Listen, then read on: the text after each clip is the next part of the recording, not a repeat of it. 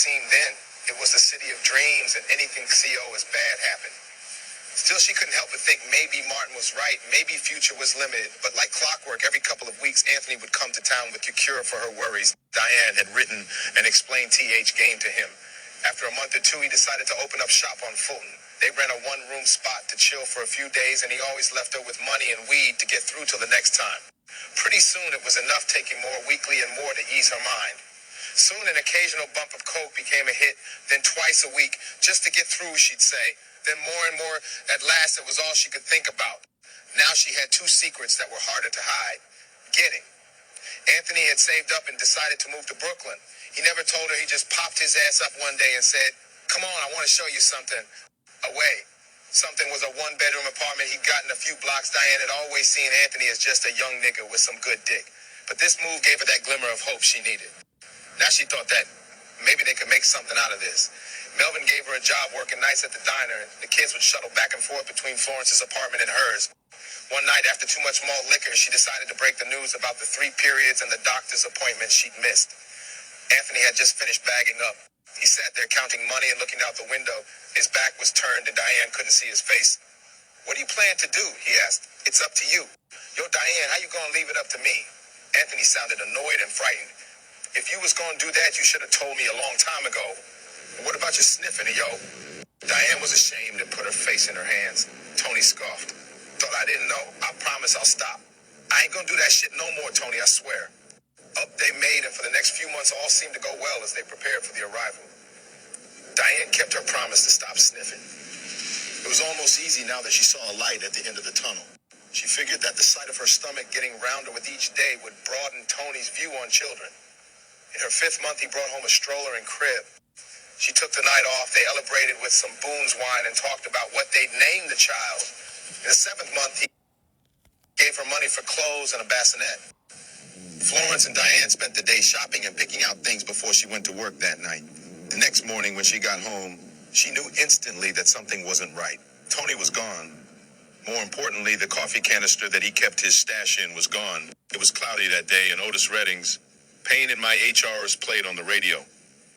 In the back of her mind, she'd expected something like this, and in the back of the medicine cabinet, she kept her remedy. She reached into her pocket and peeled off $1, rolled it up, and sat on the toilet sniffing, crying, and wondering if there really was a curse on the smarter women. Less than 2 months later, Diane gave birth to her second daughter. Mallory was just 4 pounds at birth, and the pain of the delivery was unbearable. As soon as she was born, she started crying, and the crying never stopped. The doctors recognized her pain. They gave Florence custody of the baby and Diane 11 months in a rehabilitation center where every day she vowed that whatever happened, Mallory would be her last child. Louisiana, New Orleans, Mardi Gras 69. With its secrets, mysteries, and cultures so thickly mixed, to many it represents the dish that it's most famous for. In the 18th century, French, Spanish, Haitian, and Jamaican immigrants came to New Orleans and brought with them what some would call odd religious practices. People call it the Wicked City, destined for a fate like Babylon, and Mardi Gras is week-long celebration of the rites and practices of the old world. "Girl, did you see that? It was halfway down his leg, and thick as a baby's arm," Diane said, laughing and sipping her hurricane. "But you sure it was a he?" "I couldn't tell." "Girl, you thought I was playing when I told you how it was down here? This is like my 5th or 6th year coming. I love it. I come down here and let it all hang out," explained her girlfriend Pamela, collecting another handful of beads. She'd worked at the cheese factory with Diane for just under a year. She and Diane got along well. "You need a vacation, girl. You got to get out and have some fun. The same old Ling will drive anyone crazy."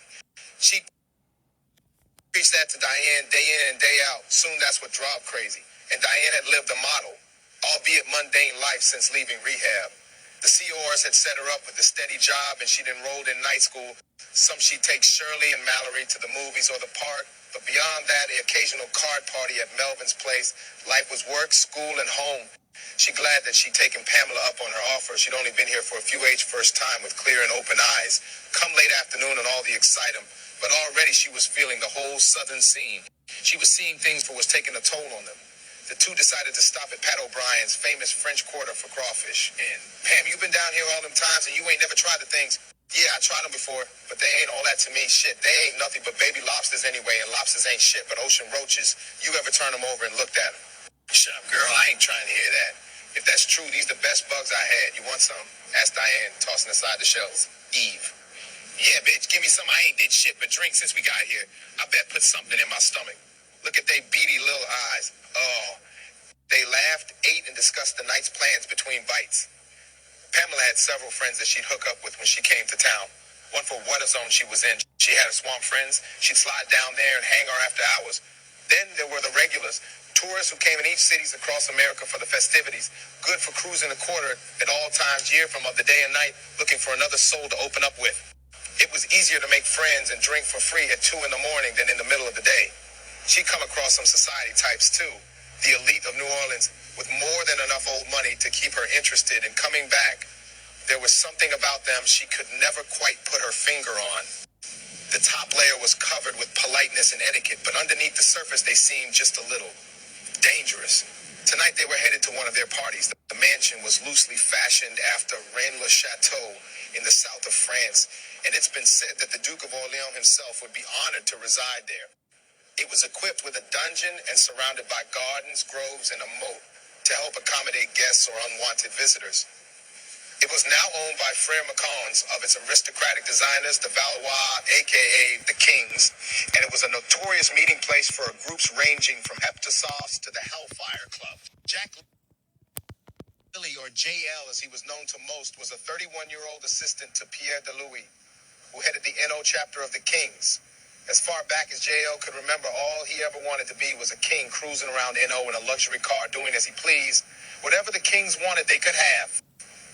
For fact, because times, JL knew this of many, he was the one making the deals go through, a hustler. However things may have seemed to the untrained eye, these were the shot callers in this city. Modern-day Vikings with the bloodlines of Norse and Frankish royalty, there was not a continent on earth where they didn't do business or own assets. The world really was their oyster, and unlimited wealth allowed members young and old to buy anything with a price. J. Eisber questioned his loyalty. He'd go on and on about how he resented his employers, but on the down low, he worshipped them and the titles they held. And some, why not?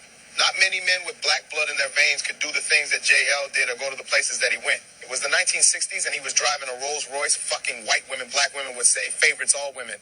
His S were the ones with olive skin and wavy hair. His wardrobe was top-notch and he attended most events with at least one beauty on his arm. For a long time, life had been sweet for JL, but as he'd soon learn, all success has to be earned.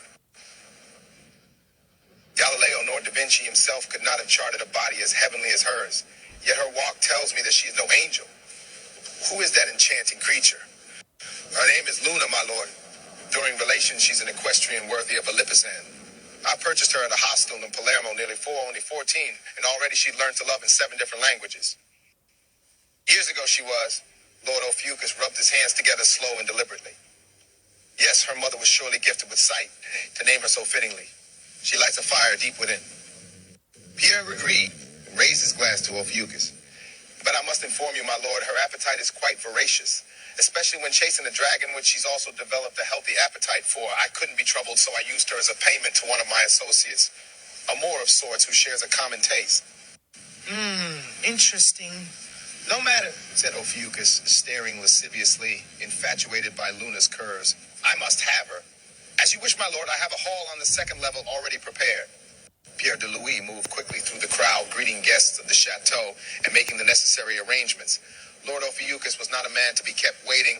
He was of royal Dutch ancestry and moved the same circles as another royal, Bernhard Julius Coet Karl Gottfried Peter, Prince of the Netherlands and Prince of Lippe Biesterfeld, who was rumored to head a less and powerful group. J.L. was not pleased with his instructions. He knew the things that Luna be doing and couldn't picture them being done to his favorite. All of the women were too high to care. J.L. whispered his feelings into ear as he and the other women he gathered climbed the spiral staircase. Midnight was approaching in the Garden of Good and Evil. Pamela and Diane been enjoying themselves with the other guests, but throughout the evening their attention had drifted to a small tent set up on the far end of the grounds. A sign that read, Madame Cruzamark, palms read and fortunes told. On it, but she'd always had an interest in the art of divination. Friends and famille considered astrology and things of that nature taboo. Cruzamark made Diane uneasy, but worse was her assistant, a Creole woman, dark and heavy-set, wee-wide, bright gray, wandering eyes that never blinked. Cruzamark called her Gyp. Diane had spotted her roaming the hills and talking to the trees between telling people things that they wanted to know. As far as she could tell, Gypsy was fluent in 3 languages. Pamela, I'm going to get my fortune told. You coming? She tugged at arm. Pamela's. What's the matter, girl? You scared? What the hell, I'll go. I need to know when I'm going to meet a good man. The line was long, and Diane watched as everyone came out smiling. Maybe that's how it was in New Orleans. Maybe everything had a happy ending. When it was finally her turn, Gypsy took Diane by the hand and spoke to her. You come with me. Soon she'd have the answer to many questions. Inside the Lord's chamber, they gathered for a feast of the flesh. All were masked and cloaked. Some wore elaborate costumes made to look like everything from burlesque dancers to farm animals. JL was ordered to stay and watch over the activities. He waltzed from room to room in a black tuxedo and mask, intentionally avoiding the room with Lord Ophiuchus and Luna until he was summoned there by the Lord himself. Luna lay dazed and confused in the green phantom's middle of a huge red circle on the floor. The room smelled of incenses and opium, and all its occupants stood as if waiting on something. Once inside, 2 members of Lord Ophiuchus's royal guard closed the ballroom doors and posted up beside them. Luna's body glistened, reflecting the candles that surrounded her. Pierre and Lord Ophiuchus stood above her reciting verses in Latin as blood trickled from tiny teeth marks on her neck and shoulders. In the corner, 2 platinum blondes, naked and adorned in colorful jewels and angel's wings, played a harp and violin. JL was used to strange scenes at the chateau and wondered what part he would play in this ritual. One of the guards gave him a mask and instructions. Reluctantly, JL stripped and replaced his phantom mask with an extremely lifelike pig's mask as 2 royal guards lift Luna from the floor. JL dropped to his hands and knees and took his place in the circle. Luna was laid upon his back. Her thick black hair fell around the mask. He smelled her. She was sticky, bloody, and smelled of sex. Until Lord Ophiuchus opened his cloak and revealed his buttocks above both their heads. Luna opened her mouth and took him in as the rest of the circle closed in slowly and await the climax. Lord Ophiuchus uttered a phrase in Latin and hit the floor with his scepter. That was JL's Quay. He closed his eyes and wished he was somewhere else as he raised his head, puckered, and waited to earn his success. Downstairs, the levee had broken and the crowd thinned out. Pam's luck turned for the better. Soon after Cruzmark's reading, she hooked up with a friend of Louisiana mob boss Carlos Marcellos. Diane lounged on a chaise near the entrance to a restroom, wondering if there was any truth to the secrets Gypsy had told her that had nearly sent her to sleep. So into her thoughts, she never noticed the man enter the restroom. He came out and took a seat next to her. Excuse me, miss, is everything okay? Was it okay for me to be sitting here? What time is it? Is the party over? Diane asked nervously. 35. No, ma'am, you're fine, but we are clearing these rooms. Are you here alone? May I escort you somewhere? I'm here with my girlfriend Pamela, but we're in town from... I haven't seen her for a while. New York. Yeah, I know Pam. She's been to the chateau before. He introduced himself. I'm J.I. What's your name? Diane, nice to meet you. She was stunned as she remembered something Gypsy said. Your eyes, yeah, different colors, one green, one brown. I was born like that. Why? Does it bother you? JL was anxious to find someone he didn't know and that didn't know him. His mind was full of thoughts that he wanted erased. No, said Diane, easing back. I was just asking. I felt the vibe change late on the charm. We go there and get to know each other. I'll tell a friend to let Pam know where you are. I know her. She might be a while. Diane wanted to erase some thoughts from back. Mine too, and Jack looked friendly enough. He was tall, well-mannered, and for the wealthy owner of the mansion. She decided to get her groove. Oh, what the hell? I am on vacation. Swing after 2 walked across the grounds. Diane looked away as they passed Cruzima's empty tent. When they reached the guest house, JL sat her down on an air-read some things. Outside, he handed Diane a bottle of scotch and some GLA to the branch of a large sycamore tree. He went inside, took a quick hit, and they talked and sipped as he fixed the pallet on the ground next to the swing. Dia looked through some 45 feet. You got any Aretha Franklin? I love Aretha. Yeah. JL handed her a stack of records. She picked out her favorites. He put the stack on the turntable, lay on the pallet next to her, and did high-best tough guy impersonation as he peeled over slacks. Minutes later, they were getting it on underneath the Gulf Coast stars while one Aretha song went into the next. It had been a minute since Diane had done this, and any touch would have felt good, but she couldn't front.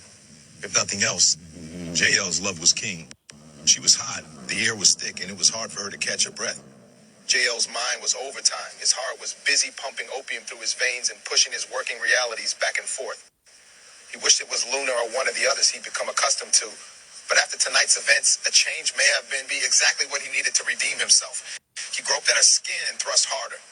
Diane whimpered, opened her eyes, and watched as the sycamore leaves played hide and seek. Under the light of the full moon, Diane couldn't be sure what she saw in JL's one green eye. But again, Gypsy's words came to mind, and her body tensed. JL felt it and instantly switched up his flow. Diane relaxed again as the bass line of Aretha's song Save Me began to play. She smiled as she listened and drifted off. Excerpt 8, New York City, Cumberland Hospital, 1969. Save me, Lord, please save me. She woke screaming and gasping for air. Miss Smarter, wake up. You've been dreaming, said the nurse. It's okay, it was just a dream. Congratulations, you're the mother of a healthy 10-pound boy. Oh my God, I didn't feel a thing. Well, then bye-bye, said the nurse playfully. I guess your prayer worked. Anyway, you were out for a spell. You're in your room now. Where is he? Diane asked nervously. He should be here. I'll see what's keeping him. He's fine. He'll be out in a moment, said another nurse who'd entered the room. The doctors had to remove that tissue that was covering one of his eyes, she said quietly to the first nurse before leaving. Diane was terrified. She closed her eyes and struggled to get the words out. Nurse? Yes, Miss Smarter. Which eye? She asked softly. Which eye was covered? I believe it was the left one, she said. Diane opened her, looking back at her eyes, and looked out the window only to see a fire-red moon. Nurse, she said loudly. Keep him out there. I'll see him later. I'm tired. Keep him out there. Then she began to cry as she thought, Gypsy was right. New York City, 1974. 5 years later, a 15-year-old Shirley Smarter walked with her little brother through FAO Schwartz toy store. It was just before closing and all the clerks ignored them. They'd taken one look at them and decided they weren't buying.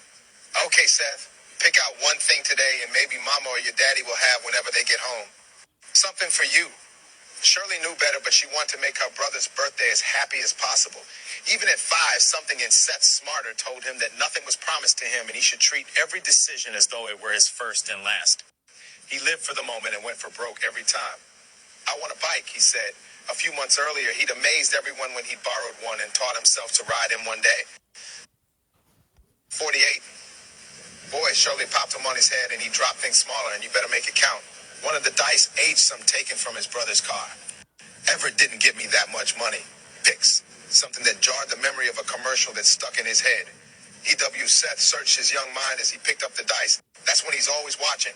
TV or daydreaming. Pick something the store is about to close. Shirley popped his head again, but lighter this time. Then Seth made A's choice. I want to miss the microphone. The whirlwind. New York City Marcy Price. Hey, Mama, look at Seth. The girls were laughing and pointing to their brother. He was confused, but cheesing from ear to ear. He didn't like to be made fun of and wasn't sure if they were laughing with him or at him. Their mother.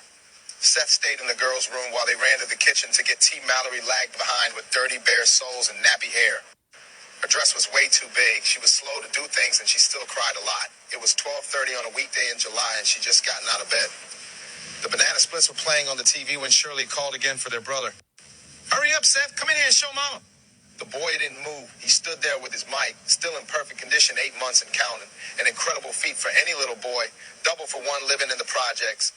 And it wasn't by chance either. He was especially protective of his mic. He'd found a few good hiding places in the family's new apartment.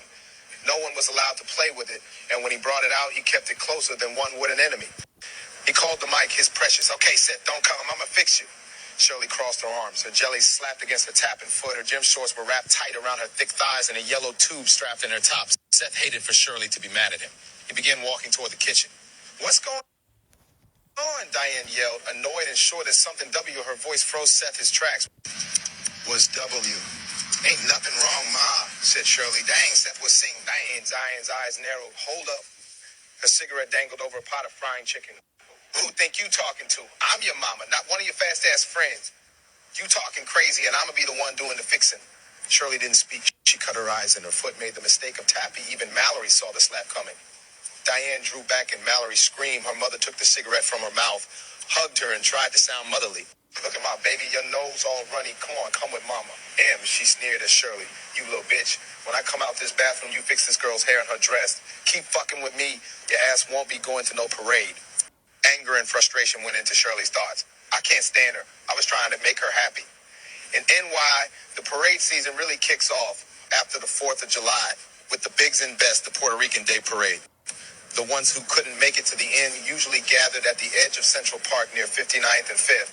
That's where the vendors would set up coolers and grills, and the DJs used to set up their booths, and parties started as Cubans, Italians, Jamaicans, Trinidadians, Wasps, Black Arabs, and Jews all sweat together in a melting pot of food, music, and culture. By the next spring, strawberry fields blossomed with tulips and biracial babies. Get the Jose Chavez was the second oldest of 6 children. His parents were a couple of Puerto Rican domestics. He was pickpocketing at 7, stealing cars at 12, and now at 17, he'd moved up from runner to small-time coke dealer in the Bronx. He hung out at the lounge next to the supermarket where Everett worked, talking big shit. I'm next in line, bro. That's where he'd first seen Shirley. This year, Jose invited Everett to hang out with him and his people. Come to the parade, man, and yo, bring your sister too, bro. Now, whenever Shirley saw him outside the bar, she'd blush and wonder what dating a Spanish guy would be like. Seth was standing in the girls' room as Diane and Mallory walked past. And you put that damn toy down, she said. Clean that front room, you hear? Yes, ma. He lowered his head. He felt worse for Shirley than for himself. Just like Diane had been, Shirley was more a mother than sister. She and Seth shared a bond that the kitchen would not be broken. He saw her face from the living room and walked toward him. Nah, don't come in here now. It's all your fault, she said, sniffling. Seth was hurt. He stopped and folded the sheet from the couch he never shared. He'd get to understand what he'd done wrong. Shirley had begun too. Mallory didn't know what was going on, and Everett was planning his escape. He could remember the days when there was some sort of structure to the household, both the men, the kids, and the drugs. 19, he realized what he'd envisioned when the older cats on the bus talked about jail, a drab, depressing box used to subdue psychotics. Little House in Maryland was better than the projects. The projects were exactly. Man, he thought, I was born in a small town. After graduating high school, Everett had gotten a part-time job bagging groceries and had plans of making manager. But his plans meant another who'd pull his strings. Nothing there was. Tits and hair that stayed pressed named Filani. But she found out the family had a girl he'd met in school, a tall, thin, double chocolate mocha cutie with big move to Marcy. She decided to school Everett on how things were done. Soon she had enough of his money to buy a couple of ounces off her boyfriend for Everett to sell. She was helpful, showed him how to bag up and everything. She told her man, it's for my sister's guy, baby, some L7 nigga from Flushing. He gave it to her for wholesale and she pocketed the rest. Louisiana, New Orleans, 1969. Outer Jack had no idea what to do about his situation. He and Diane had hung a little and he'd hit it again just hours before she left New Orleans. He wondered which time it had been. To him, it made a huge difference. He got the feeling his days of being down with the Kings were numbered. No matter how hard he tried, he couldn't come to grips with the sacrifice he'd made. Who'd been there had told the tale. Luna claimed she didn't remember anything. That night in the chamber, he felt eyes on him wherever he went. Somebody, for her sake, he hoped that was true. However, it got out. Now, when J.L. went to handle business for DeLuey, he was no longer respected. Some of the dealers had begun mocking Deliverance. Hey man, one would ask, laughing, how does a pig sound when? Don't sound like shit with its mouth full, the other would say. J.L. would pretend not to hear. Stupid motherfuckers can't even get the lines right. You. Luna had jokes too, and on those nights when she didn't run out on, burst out laughing in the middle of sex. Word was she had a man named the Magnolia Projects. Things were so bad they had started to affect D-Money. Customers weren't even paying J.L. right anymore. When Diane called with the news about her condition, he tooted all. Nick screwed up some business. That's all DeLuey had been waiting for. J.L. pleaded. But Louis, you know I've been loyal. J.L. prepared a hit and went to find Luna. It was the last time he or anyone was going to see her again. Brooklyn, 1970. When the bus arrived in New York, he figured he was home free. But the problem with that plan is always the same. Wherever you go, there you are. He settled in with Diane and tried to get used to a new city. But the game was different there. He didn't fit in. He refused to take a low-level position on somebody's team, and no one was going to give him a spot without credentials. JL took the last of his little savings, tried to go solo. Like a catfish swimming in a sea of sharks, he ain't even moved right. 37 years old and still coping ounces. Pathetic. This year, Pam brought back more than souvenirs. Diane wondered for days what had been so important to make her call from New Orleans. Hey, girl, asked Pam, is JL around? Yeah, we watching TV with the kids. I wish we could be there. Pam found that funny. Across the room, JL feared the worst. When Diane hung up, he started questioning her like he was the police. Home? And you damn, what is y'all doing it or something? Diane asked, only half joking. She on the phone acting crazy, talking about telling me something when she gets here, asking all these questions. What's going on? The night before Pam came home, JL left the house and didn't come back for a week. That was all the answer Diane needed. After Pam told her the news, she was the night the beating started. Quit her job at the factory and they never spoke again. The night JL came home. They saying all kinds of crazy things about you down there, Jay. What happened to that girl, Luna? Huh? Look, bitch, don't be asking me about my business. You gonna believe some shit that whore Pam said. I told you that bitch had been to the chateau before. Did she tell you what she did? He snickered. Or who she did it with? Diane stood in the kitchen, amazed and holding a paring knife behind her back. You gonna call me a bitch in front of my mom and my kids after I just had your son? Jack? She thought back to that first night. Twice now it all made sense. A bad taste filled her mouth and she went after him with the knife. JL saw it coming and slapped it out. Bitch, you the eager. JL grinned as she lay on the floor spitting out blood and screaming, I can't believe I had your baby. Oh, bitch, please, that boy ain't never gonna be shit. None of these bastards will. Everett came from behind and broke a jug of cherry Kool-Aid over his head and stabbed him in his neck with the handle. A strange feeling of atavism washed over Diane as the blood and Kool-Aid mixed on the floor. She got up reaching for the hot grits on the stove. She remembered the last chick that did that and spit in his face instead. The other kids followed Everett's lead and beat the shit out of JL after that night he moved. And Diane slowly drifted back into her old habits. That night had produced wounds that would never heal. In 1975, Diane and Seth were the only ones home. She lay in her room smoking cigarettes and listening to her Commodores and Spinners records. She loved them, and Seth did too. He'd find a quiet spot and practice for the concert he'd do for her one day. Her favorite song was One of a Kind. It had to change his mother's whole mood. When it was playing, she'd sing and be happy. Sometimes she'd grab him and JL and they'd all dance. Lately, though, Love Don't Love Nobody had been on repeat, and Seth had noticed her face looked powered to. Sad. Like his when he heard Ghetto Child. He wanted to see his mother. Diane heard a knock on her door and groaned. What is it? Look, Ma. Seth pushed open the door and did the whole song in one take. She kissed him and held him close. You're the best, she said. Mama, that's what Shirley wanted to show you earlier. Did I do good? Yeah, you did real good, said Diane, breaking their embrace. She never held him long enough. Turn the stereo back up, she said. She told him to get in bed with her. They lay there listening. And, you like this one, Seth? Yep. He was busy flipping the buttons on the microphone. Me too, I think about you when I hear it. Diane started singing, Sadie Don, you know we love you, sweet Sadie. We should call you. No, we can't do that. That don't sound right. A.D., she said. That's Mama's nickname for you, okay? Shh, don't tell nobody where it came from. She put her finger to her lips. Secret's important, and this one is ours. A.D. was just glad to be having a moment with his mother. A minute later, the front door opened. Go tell your sister to come here, said Diane. He jumped out of bed. I'm minus D, she said before he reached the door. Yes, Ma. Never forget Mama loves you. He blushed, hid his face, and kept the moment close to heart. She hugged Shirley and said, shortly after Diane and her family sat on the bed listening to Then Came You. You watch after your brother at the parade Saturday. The results aren't always the same. William S. Burroughs, author of Rock Magic, that's the power that music has to influence and affect people's lives. However, says this about Led Zeppelin music concerts and the musician in general. Excerpt, Splendor. From sunrise that morning, the city was buzzing with anticipation. It started out hot and would only get hotter. Old people were told to stay inside and keep cool, and that was cool with Hector Gonzalez. Not many old folks were buying what he was selling anyway. He gotten a couple of ounces of coke from Jose on consignment and was more than a week late paying. Hector figured with all the people at the parade, he could steal enough purses to pay Jose back if he didn't sniff the money up first. Jose had his chicas all lined up. His main girl was in PR visiting family, and his other one he'd see early on. Around 5 p.m., he'd meet up with Everett and Shirley at the edge of the park. She had been on his mind all week. In the Smarter house, A.D. was especially excited. Martin had sent the family some money, and they bought new outfits for today. A.D. didn't get many new clothes and always looked a little stale.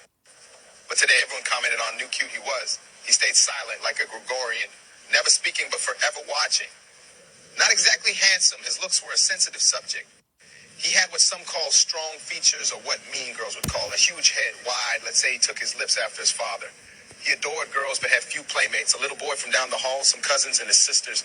Everett was hard on him, always roughing him up. He loved his brother, but he hated J.L., and often the feelings would get crossed. To everyone else, though, A.D. was the baby brother that could do no wrong. Nose, Dumbo ears. Well, Shirley had just finished washing and dressing him. His hair smelled like shampoo. Uh-oh, watch out here, coming there. All the girls gonna be loving you. You gonna take your mic and sing to them, she asked. He promised to sing to all the girls. Good, said Shirley. You sing your heart out today. You never know. Tomorrow, the good Lord might take it all away. hand him some new batteries. He gave her a hug. He'd been worried of those. Shirley never let him down. Abo, Mallory made you a sandwich, she said. Go eat. The parade was like nothing he'd ever seen. All the colorful floats, marching bands, and rowdy people, everywhere people. They held banners and rode vehicles with signs claiming different organizations. The signs and symbols W everywhere. AD ate his elotes and wondered about them all. He asked Everett and Shirley question after question. They tried their best to answer him, but the link boy was making them feel silly. A float went by seeking donations for a Puerto Rican charity. The square glass machine blowing the dollars around was playing just how much Latinos helped their own. Full dis. You see that, said Filani. That's the only symbol you need to worry about. Know what it means. Lucky for her, because Everett was starting to forget. Everybody laughed except AD. He stayed focused on three symbols painted on a brick wall on the other side of the street. A 6-point star painted in blue, a red 5-point star with a crescent moon attached, and a cross painted white. A quick, tingling feeling washed over him. The closer 5 p.m. got, the more anxious Jose and Shirley got. The big drums pounded out bass that everyone could feel, and heartbeats sped up all over the parade route. They'd both seen people they knew, hers from school in Marcy, and his from the block. Then Jose saw Hector's ass lamping in the crowd, up to no good. Jose reached in his sock for his knife and was about to approach him about his cash when Everett called his name. He looked at his watch. It was 5:15. He decided to handle Hector another day. Everett introduced everybody, and Jose and Shirley got to speak for the first time. It was young love as they walked deeper into the park, smiling and throwing baby punches. Jose bought a gang of food and lots of those little glow necklaces. He couldn't wait to show them to Mallory when he got home.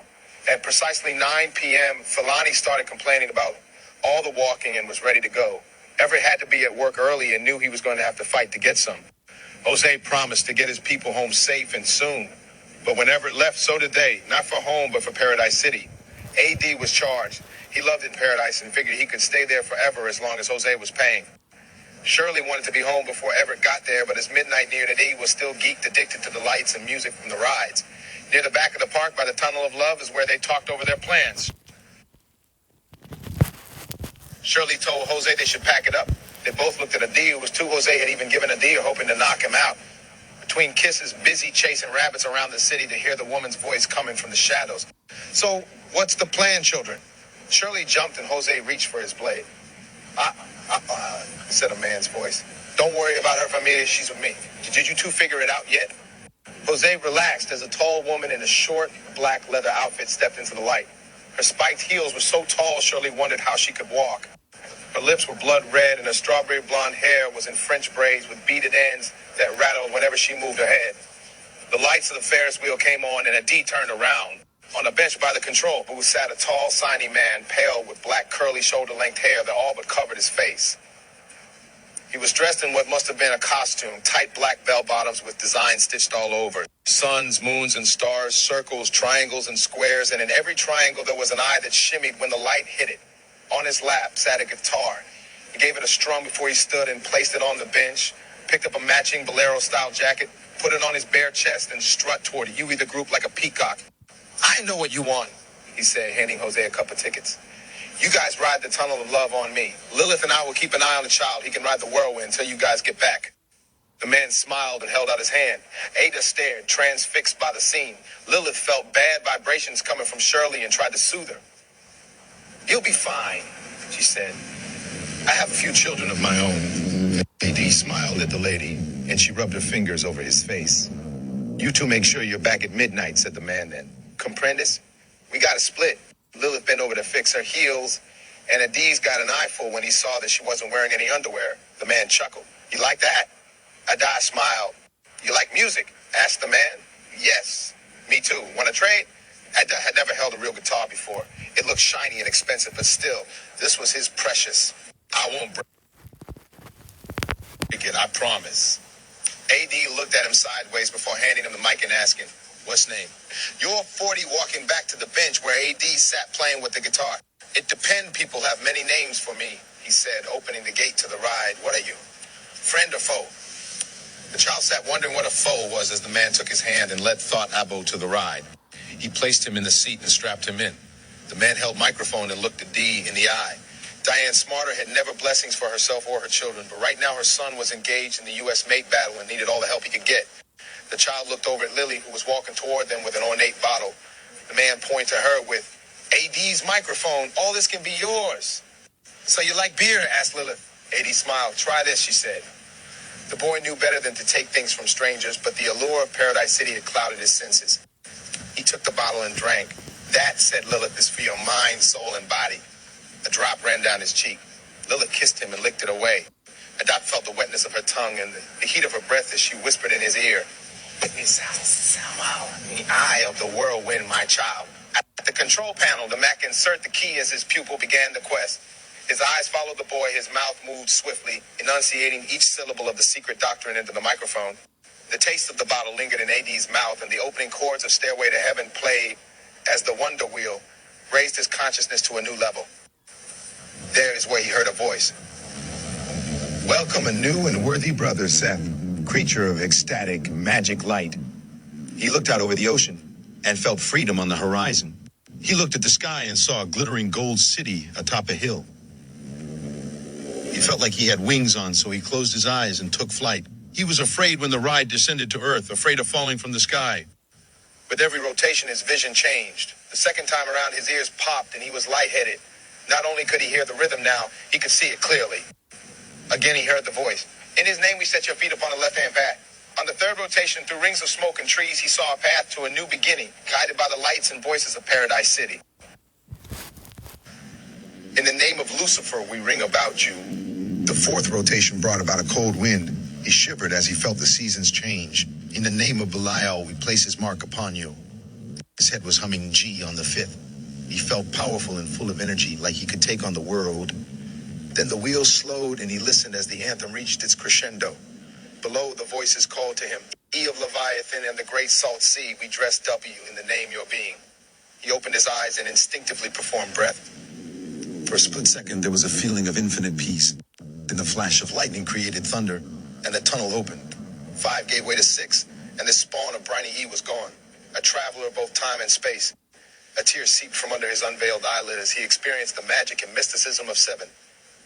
Heritage, the bellows, images set forth by a childhood fancy. And just into the 8th rotation was when he heard the toast. He opened his eyes and all was revealed. Through one, darkness engulfed him under a vault of fire. And through the other, he witnessed a pale and infinite light. And at 9, the two paths unite and became one. Ho, hail. The ride slowed to a stop and a die set stuck from his trip through zones. Shirley returned just minutes after 12 to find her brother sitting in the darkened area weeping to be so alone. The gatekeepers had vanished and only the microphone was left resting on the bench. Shirley and Jose asked if he was okay. You ate, little bro. Ade blinked and raised his head. He squinted and his lips poked out. Shirl, he said, breathing funny, I want to go home. Felt strange to know the ledge. Brazil, Salvador, 1957. It's the third largest city in Brazil, and with 85%, it's 3 million residents, black and living in abject poverty. Bahians say it is more African than Africa. Residents of its favelas are housed in cement shanties built on the side of large grassy hills, little more than mud-packed cinder blocks topped with sheets of aluminum to keep the rain out. It was early evening as Adriana hurried past the others to hers. A young boy stood naked in the doorway, throwing rocks at chickens, plucking for food near the outhouse. Next to them, a wood burning a large pot of water. And from the burnt orange western skies, the Samba de Roda stove heat played the outro for the day. Stop, said Adriana to her son. He threw the rest of the rocks on the ground. She took his hand and led him to a tub in the yard. The neighbor's dog barked at them. The boy yelled, stop, trademark, and the barking ceased. Adriana smiled at her little man as she brought the water to the tub and poured it in. The temperature was right and the boy sat down. Adriana pulled a sheet for privacy, gave her son a sponge, and told him to wash himself as she took a seat next to the tub, fished out his foot, and began clipping his toenails while he covered his skin in lather. She pretended not to notice him, impatiently waiting for her to speak. Mommy, remember you promised to? Yes, mijo, I remember. Which story do you want me to tell? My favorite, he said, splashing about the water happily. The unseen hand. Adriana bristled in her seat, knowing all along what her son wanted to hear.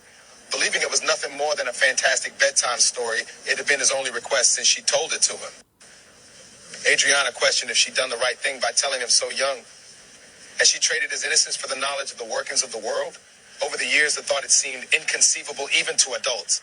A group so influential that it guides world events and policies, so enigmatic that people question their proven existence, so progressive, audacious, and relentless in their goals that they've succeeded in designing and building a pyramid of nations? Really? Even she'd found it hard to believe until she met one of them face to face. Harlem, 1976. The man N approaching the home was knowledgeable of many things, but how to make peace with his only son was not one of them. After spending the last 7 years of his life waging war, he was happy to be home in the Empire State that men like he and his father had helped to build. He climbed the stairs and braced himself as he pressed the button. New York Harbor, 1906. The bells on the dock signaled an incoming ship. As an urchin on the streets of Edinburgh, Robert had always dreamed of seeing the new world. Now, after weeks at sea, he was about to set foot on it. Born again is how he described the feeling as the Green Lady's light guided the travelers into Ellis Island. On these shores, he'd been told everything and everyone moves upward. He felt honored to be there, and he owed it all to the craft. 7 miles outside of Edinburgh stood the 500-year-old Rosslyn C.H. inside. Dressed in full regalia, several members of New York's Old Holland L No. 8 listened closely to a Grand Master. 1118. Our beginning in history is merely a drop in the ocean of time. We those beginnings to the visions of men like Priory of Sion founder, Godfrey de Bouillon and his nephew King Baldwin II of Jerusalem, Saint Bernard Clairvaux, André de Montbard, our first Grand Master, Hughes de Payen, lest we not forget Henry St. Clair and those original 9 Christian soldi, who took the vow of poverty to protect pilgrims on their way to the Holy Land, taking up residence, the ruins of the great King Solomon's temple, that were recognized as the poor knights of the Temple of Solomon. From those grounds, a glorious turn of events brought to the order good fortune. And from then on, whenever French and English nobles needed money to their wars, they turned to the order. We were happy to lend it and collect what was called a crusading fee. If the nobles defaulted on the loans, which they often did, the order gained ownership of their land property among sacred a wealth fund. When the time came for the order to build their own property, they employed the very same stonemasons as the kings and popes had to build castles and cathedrals throughout Europe. Those military strongholds eventually became the first safe deposit houses, allowing wealthy travelers to store valuables in one country and safely withdraw them in another, again for a fee, of course. In fact, you do well to say that modern banking is the invention of the Knights of the Temple. By the year 1207, the order had built a fleet of ships that they used for trade during maritime. By 1240, that fleet had increased substantially and could be found haunting established trade routes, engaging in what we call privateering, the capturing of merchant ships at sea. Others called it pirating, and soon the ship's flag, or Jolly Roger, the skull and crossbones, became notorious on the high seas. Sailors and merchants began lodging complaints that fell on deaf ears, for by then we held the deeds to nearly 10,000 properties in Europe alone, and we'd become the wealthiest order in the world, the Knights Templar. By the year 1307, even Francis King Philip was indebted to us. Jealousy and spite had grown in the hearts of men, and rumors of heresy, including homosexuality and Satan worship, plagued the order's 20,000 members. The sitting Pope, Urban II, dealt with charges that the order was secretly practicing magic they were accused of learning from the Semites during the Crusades. Then came that dreadful day, Friday the 13th of October 1307, when King Philip ordered all knights in France arrested and detained and ordered their assets seized. In 1312, Pope Clement V issued the decree Vox Clementis, thereby dissolving the order. Alas, on March 14th, 1314, after years of torture, Templar Grand Master Jacques de Molay was burned alive in the square of Notre Dame. Holds of their ships filled with what has been called the treasure of all treasures. But as destiny would have it, a large number of our brothers escaped France. Some of those brothers built a home here, inside these very walls where they were twice born. And in the year 1717, the Mother Grand Lodge of England was formed, and the Templars were renamed the Fraternal Order of Free and Accepted Masons. The name Freemason, as well as their symbol of a G imposed between the architectural tools of a compass and square, is known by many, but understood by few. The lodges of operative masons, actual stone-working masons, dates back to the Middle Ages, while speculative masonry, the process of spiritual advancement based on the study of history, philosophy, astrology, and mathematics flourished late in the 17th century during the Age of Reason. Obligatory questions are often raised as to whether masonry is a 10 million member religion or a cult. a haven for free-thinking individuals, or a Lucifer-worshipping conspiracy against Christianity, a fun-loving lodge, or a secret society involved in criminal activities that rival the mafia. The soul answers due greatly to its own duplicitous nature, one that has created schisms between black Masons and white Masons, as well as American Masons and the rest of the world, appeared to be forever lost to time. Secrecy, you see, is of the utmost importance to the Mason, and according to their own oaths, if broken, could result in a number of grisly ritualistic deaths. Secret handshakes and passwords are used to keep imposters out. And even among their own, they rely on a complex series of ranks and levels of admission called degrees that segregate one from another. Upon completion of the initial 3 degrees, the Blue Lodge, the celebrant, may choose one of 2 paths of wisdom. The York Rite, consisting of an additional 10 degrees for a total of 13, or the Scottish Rite, which includes an additional 29 for a total of 32 degrees. At that time, the celebrant may be invited to join the ultra-secretive and coveted honorary 33rd degree. Researchers have also found beyond it are another set of hidden grades and other secret societies referred to as Illuminized Masonry that the celebrant may seek admission to, making them essentially a fraternity within a fraternity. Celebrated Masonic author, 33rd degree Mason, and former Grand Commander Albert Pike may have described it best when he wrote, "Freemasonry has 2 doctrines, one concealed and reserved for the masters, the other public." Dying Breed Vini is both a speculative and an operative Mason. Robert Devine he made his living as one of the skywalkers that helped construct the Cal City after the invention of the elevator. His son Aloysius could remember watching and wanting to be just like him as he scaled the girders of the Empire State Building. Robert, though, had other plans for his only son. Aloysius Devine graduated West Point in 1942, just in time to join his alum, General George S. Patton's German campaign. A courageous and decorated officer of Agent Sear at the war's end, he was tapped to assist the OSS, a special group devised by the U.S. to combat the manufactured communist threat in Russia and South America.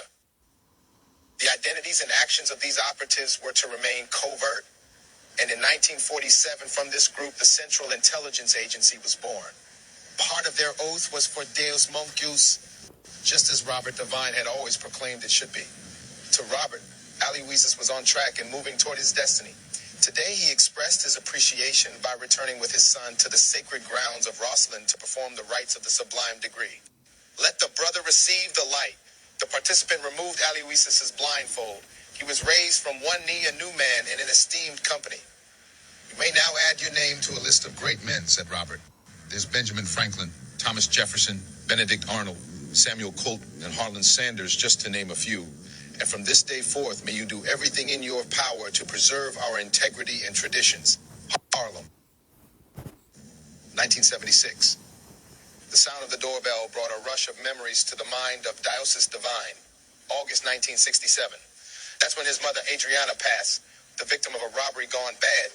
It was also the year his Aunt Danya brought him here to his new home. A week later, the sound of the doorbell brought an unexpected visitor. Danya opened the door, took one look at the man's face, and was taken back 17 years to when she and her sister worked for the Church of Our Lady of the Rosary of Blacks, a house of worship founded in the early 1800s by a secret brotherhood of slaves who until then had been unable to pray to their oryxes in peace. One day, mysterious men showed up asking questions about the church. Adriana had found herself inexplicably attracted to one of them, and soon Danya would wake in the middle of the night and find Adriana's bed empty. Neighbors talked of seeing her and a man walking hand in hand along the beaches under the moonlight. Then one day the man vanished as mysteriously as he'd come, and 9 months later Adriana gave birth to a boy. After a brief conversation with the man, Danya led him into her home and called for her nephew. "Come, mijo," she said. "There is someone here to see you." Diosis was curled up on the bed, still mourning his mother's death. He got himself together and went downstairs, where he found a strangely familiar face looking back at him. "Hello, son. I don't know what your mother told you about me." "My name is Diosis," knew it before the words came out. Even so, he was Aloysius. I'm here in shock, studying the man's mouth as he spoke. Adriana was 18 when we met. We were very much in love. Diosis was picking up only bits and pieces of a story that he knew couldn't possibly be true. "If you loved her, why didn't you stay with us? Why no visits, no calls, no letters?" Aloysius tried to explain. "Did those that we not meet, who prefe?" Diosis thought of his mom. If that is true, then she had good reasons. Aloysius took a deep breath. sighed and gave Diosis a condescending grin. Son, I don't expect you to understand. Those were troubled times and believed our arrangement was for the best. Diosis flashed a look that could kill. Because of your arrangement, my mother is dead and you can go to hell. Diosis stormed out of the room. For over a year, Aloysius tried but couldn't reach him. Diosis began hanging out on the streets of Harlem, dabbling in the light he'd left behind as a peewee in the city of God. Aloysius wasn't having that. I'll kill him myself before I let you, he told Dinah's husband Toby during a visit to the family's home. To then late in 1969, Diosis felt the grip of the unseen hand when Aloysius and his best friend Benjamin Friedman used their connections to have him drafted and placed under Aloysius' command. The day he arrived in Vietnam, the Diosis was called in to see his commanding officer. After a brief introduction and much his dismay, Colonel Devine stepped from the shadows. Frightened and confused, Diosis asked why his own father had sentenced him to die. Aloysius answered, "It's time for you to do the right thing, Diosis. You're my son. You owe it to me and this great nation. You will satisfy your duty to both." Diosis wiped the tears from his face before he responded. "Who do you think you are, man? I don't owe you shit. It ain't me, man. I ain't the fortunate son." "I hope your time out here brings you some clarity," replied Aloysius. "Maybe then you'll understand just how fortunate you are." Diosis opened the door and came face to face with the father he hadn't seen in years. Aloysius had been right about one thing. Their time in the jungle had forced them to see each other differently and formed a delicate bridge of respect between the two. But Diosis would never understand how his father had chosen his career over his family, and he had no interest in understanding the twisted morals and dogma of the Scottish Rite. Aloysius, on the other hand, had all but given up him ever becoming free and accepted. And at 55, having never married and with no other children, it looked as sometimes has a will of its own. If the divine family's association with the order would end with him, but destiny to come in. Aloysius smiled as Danya took his hat and coat and escorted him to the each man nodded at the other as they shook hands. Diosis motioned for him couch. "You want something to drink?" she asked. Diosis kissed her on the cheek and answered, "He's having a Manhattan." "I'll get it." Danya hurried upstairs and Aloysius stopped surveying the room long enough to admire the man his son had become. Danya and Toby have kept the place looking good. Modest but spotless, with all new plastic-covered furniture. "You have anything to do with that?" Diosis said nothing for a moment. He took a seat on the couch and gave his vodka a drink. "We both do. Why don't we go easy on the interrogations today?" "Agreed," said Aloysius, holding up his glass. Diosis touched it with his. They clinked and each took a sip. "I want to thank you for everything." "Please, Diosis, don't. I appreciate it, but now isn't the time. I'm here today to thank you for allowing me this opportunity. It means the world to me. We're going to have a wonderful time. It should be quite the experience for the both of us." "I'm sure it will," said Diosis. "It's all he's talked about since you invited him." Just then, Danya appeared at the top of the stairs with a handsome young 6-year-old. Diosis called to him.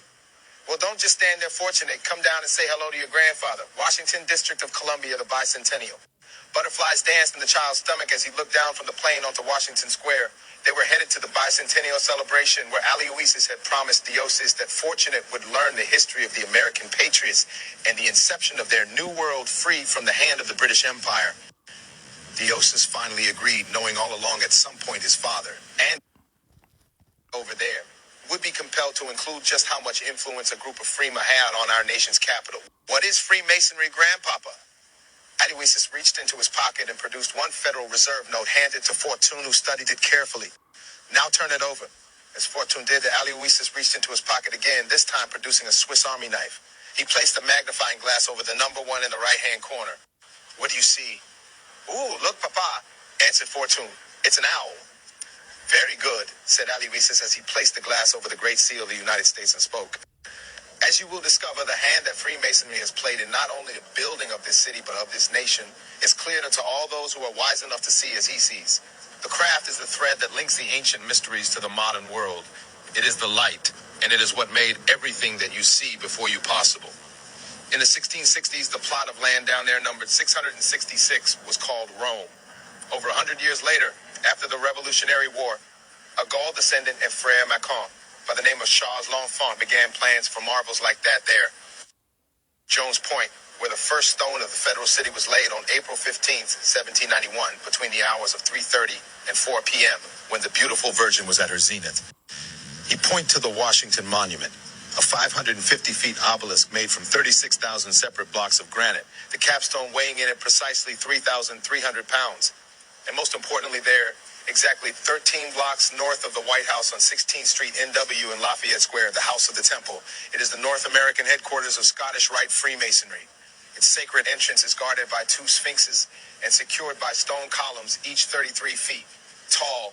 Inside its hallowed halls sits the bust of the illustrious Albert Pike.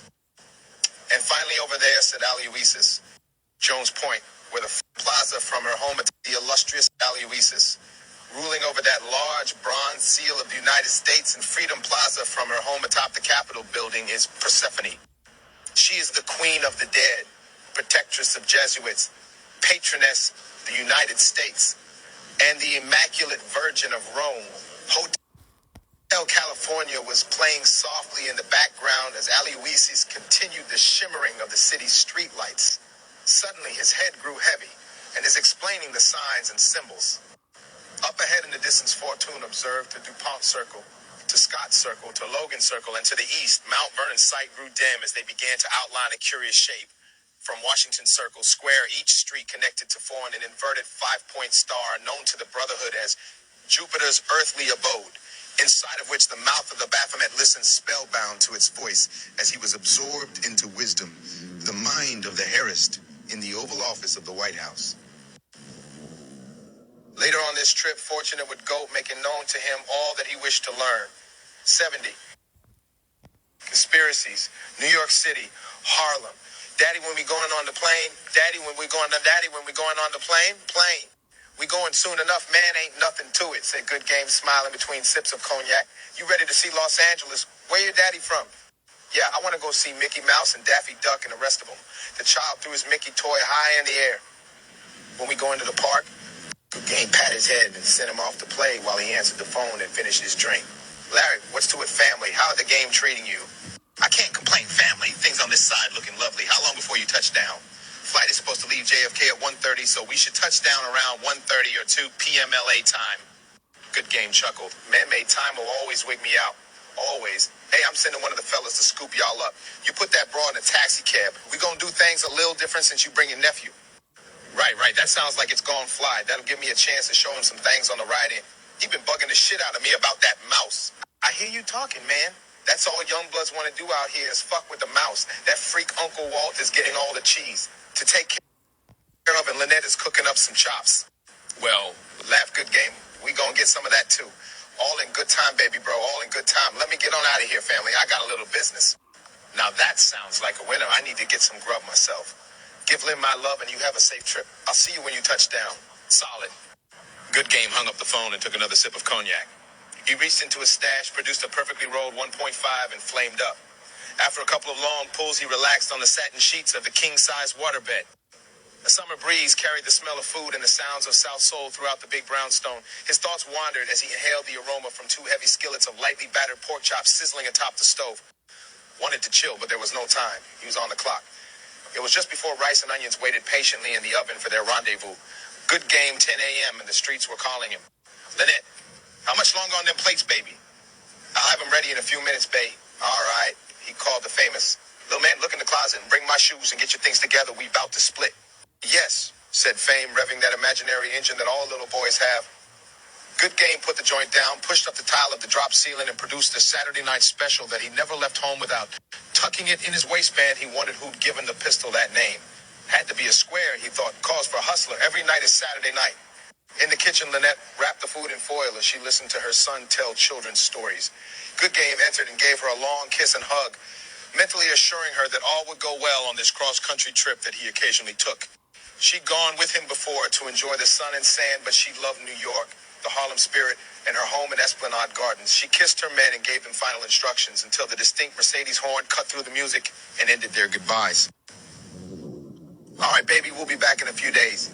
You know Larry's number if you need anything, and Divine is going to drop by and check on you, so everything's going to be cool. When I get back, we'll check out that Gladys Knight show, and I'll bring you some of that sangria you so much like. Good Game squeezed her hips while their son struggled to the door with the designer bags. Fame was relieved.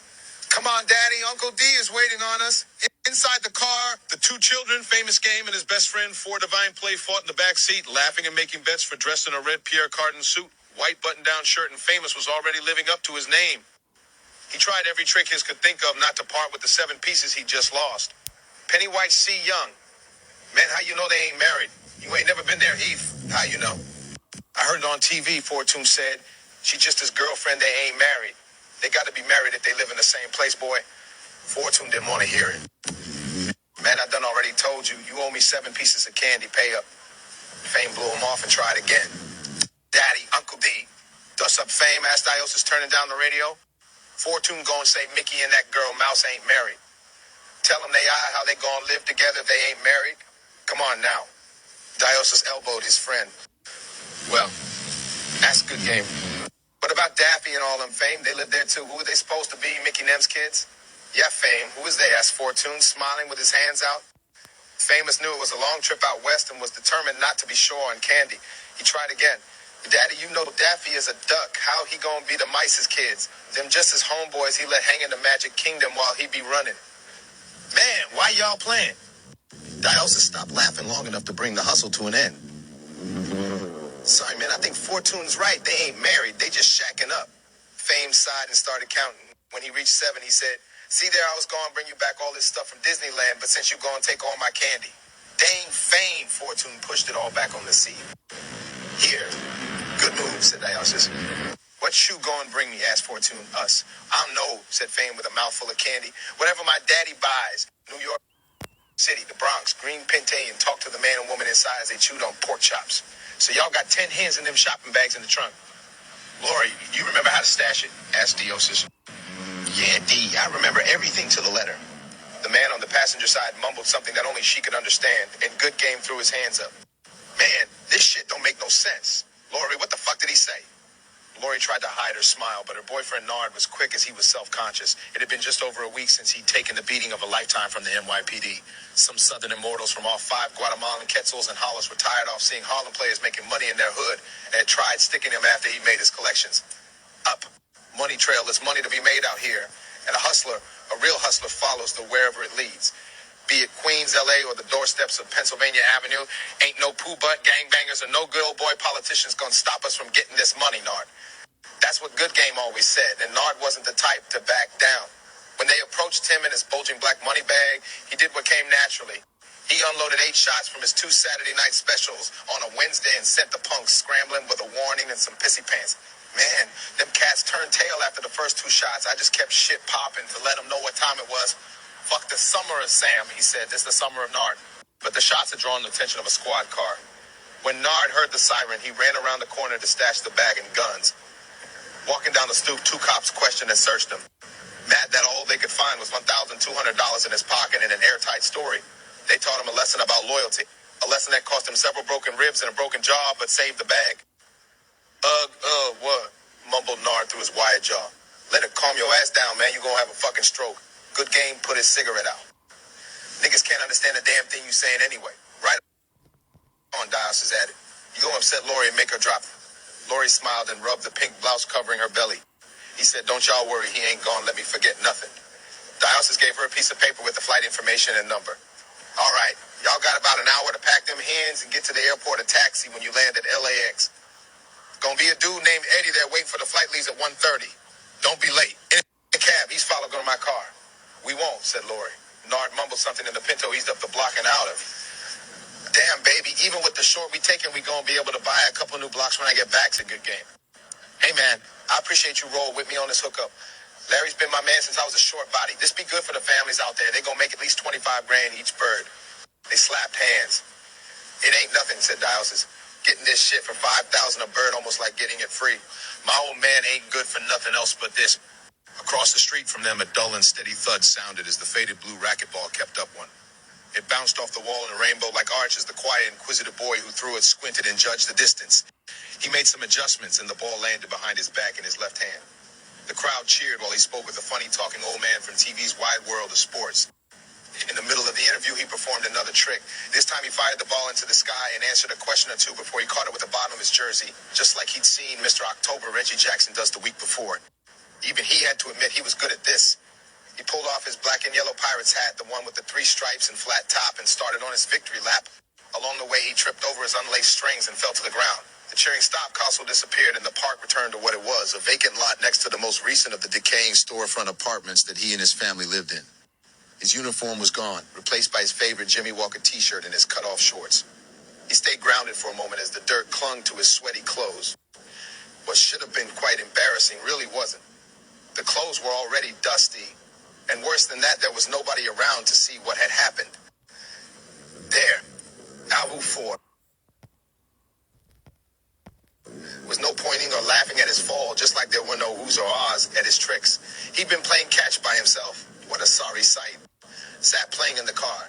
They looked to be around his age, but that's where the similarities ended. Everything about their lives seemed better. Their clothes, the fact that they were riding in a big shiny car. He'd even heard them arguing about Disneyland and Mickey Mouse.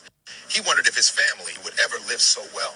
What he envied most, though, were the boys' fathers. He'd never seen them before, but he'd seen their type. To him, they were just like Arnold and Willis, different strokes. He wished some philanthropist would pick him, give him a stable home in Manhattan. Just once he wanted to run to the door on screaming, "Daddy's home! Up in!" All the kids with daddies got way better treatment. At school, they had the cool Happy Days lunch boxes with all the good food. The faculty would talk about this kid's daddy and that kid's daddy. Some would give them special treatment based on who their daddies were, like being his kids somehow made them better than the others. Often the ones being picked up in limos and wearing designer clothes were the worst little fucks around. The boy wanted to run upstairs and ask his mother, why? Why they moved so much, or why they lived so poor, or why he never met his father, or why she was never home, why she was always working double shifts or off helping the movement. But why do that? He knew the answers by heart. Look, son, I'm not going to lie to you, Marion would say. We go where we are needed, wherever we have members left. We help each other. That's what it's all about. It's not a glamorous life we lead. Look at the neighborhoods and the cities we've been to. They're all poor. That's by design. And it's worse for us because of my past. They won't let me work. They fire me as soon as they find out who I am, and I can't welfare because then they'd find us. She reached out to him, and he watched the cigarette shaking in her hand, a sign of the stress she was under. I'm sorry, baby. I truly am sorry that you have to go through this, but for now, that's how it is. They won't stop until they find us. And as for your father, Marion hesitated. No matter what you hear, he's a good man. One day you'll get to meet him, I promise. Get? Grown, the boy wondered when that day would be, or if they'd ever pass one another on the street, or what would happen if that day ever came. Would he be able to look him in the eye? Maybe they'd meet one day when he was all up and they'd let his mom out of the hole they were in. They could sit in the house he'd bought her and question each other about the past. At 6, he couldn't fully understand the sacrifices they'd made because of the movement, but it had to be quite a story. What was so terrible that they wanted him and his people dead? He had lifetime worth of questions if that day ever came, but Ryan Marion's turn to ask, why on earth are you sitting out here in the dirt? And what are? Mama, he said, surprised to see her so early. What you doing home? I didn't work the second shift. Why? You're not happy to see me?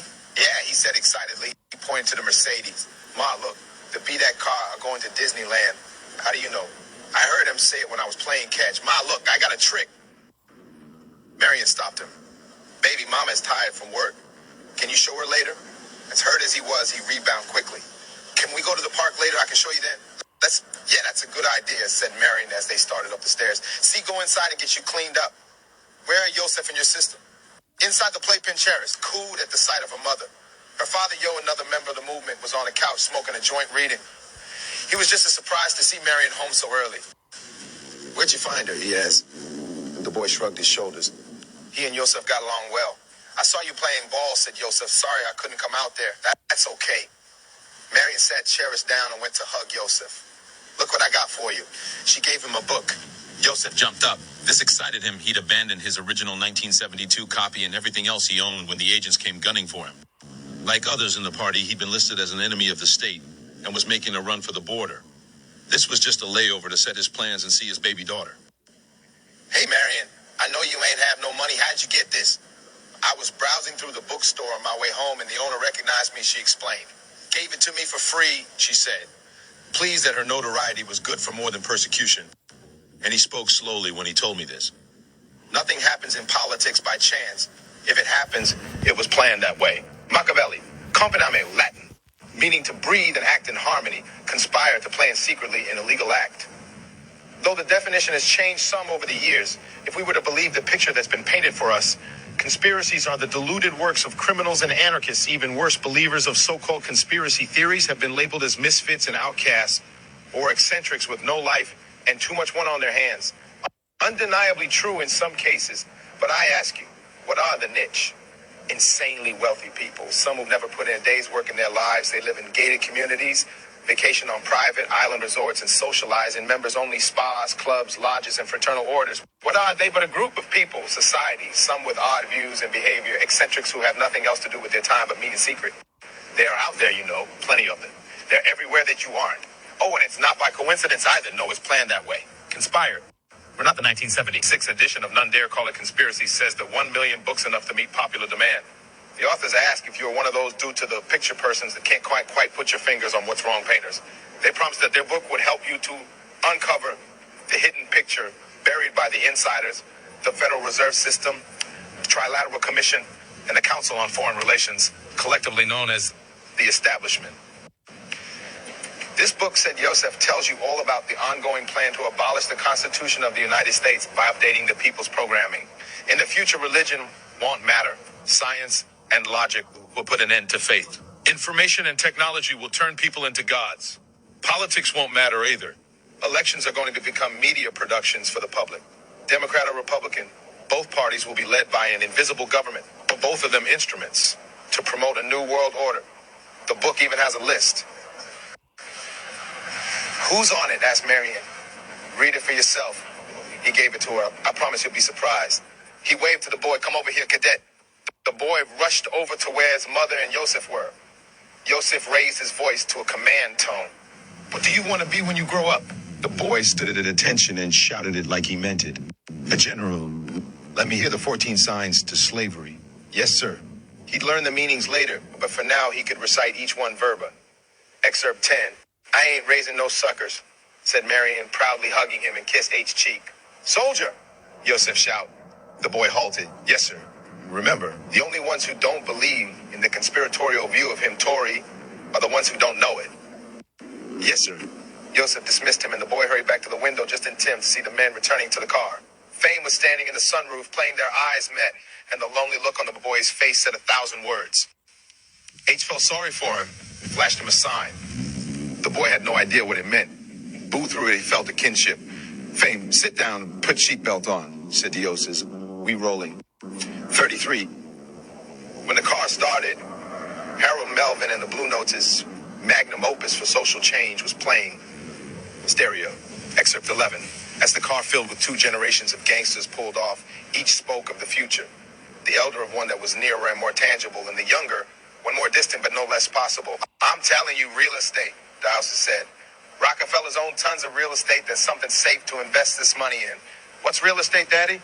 That's when you own land and buildings, Diosis answered. Stuff like that. Big buildings like the Twin Towers?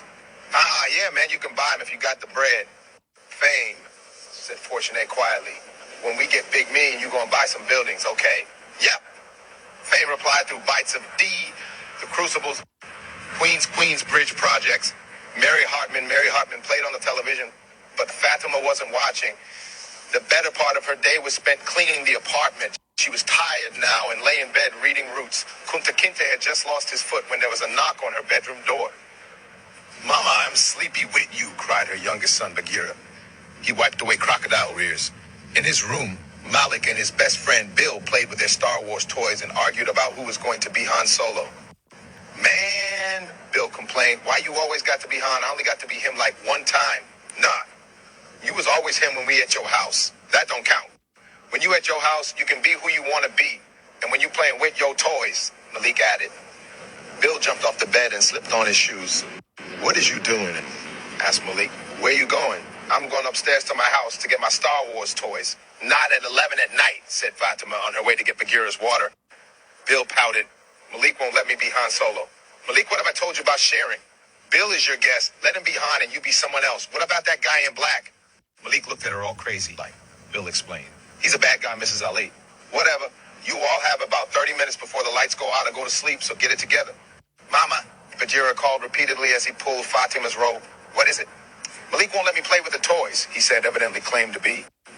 Not as Sleepy A. You a little liar. What did I tell you about name calling, Malik? Don't make me tell Father you've been acting up when he gets home tomorrow. She looked at the clock. Baby, it's time for you to go to bed anyway. Malik stuck out his tongue and Bagheera started crying. Sorry, Mama. What time is Pop coming home tomorrow? He asked. In the afternoon. That's why you all should hurry and go to sleep. Where'd your daddy go this time? Asked Bill. Somewhere. Malik opened his eyes wide. He had to fly on a plane there. 2. Man, I wish we could fly on a plane and go somewhere too. 23 one day, Malik said to him, we gonna, don't worry, I got you. The family was doing well. They bought a car and were saving for a hoe, but Sirius and the band traveled off and made the European trip about Twick year, promoting their albums.